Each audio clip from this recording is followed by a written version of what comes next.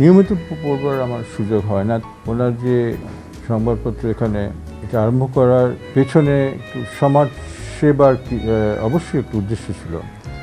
আমার তো ধারণা সেটা অনেকাংশে পূরণ হয়েছে, তবে আমাদের দেশের পরিপ্রেক্ষিতে এগুলো সহজ ব্যাপার নয়। বিভিন্ন ধরনের বাধা বিপত্তি থাকে।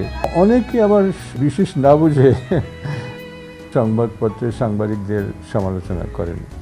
এটা ঠিক না। সাংবাদিকরা সবসময় কঠিন পরিস্থিতি, আপনারা চেষ্টা করেন মানুষের কাছে। আমার তো মনে হয় দুটোই উন্নত মানের, এমনকি বিদেশি সংবাদপত্রের তুলনায় ওটা উন্নত। কারণ আমি বেশ কিছু প্রবন্ধ পড়েছি আজাদিতে, এটা আমার মনে হয়েছে এগুলো উন্নত মানের। এটা আমি উপকৃত হয়েছি। সমাজে তো আমাদের বিভিন্ন ধরনের অসুবিধা হচ্ছে ইত্যাদিতে। এটা তো সাংবাদিকদের তো দোষ নয়। এটা প্রায় সময় আমরা সাংবাদিকদের দোষ দিই। এটা তো সমাজের সবারই দায়িত্ব।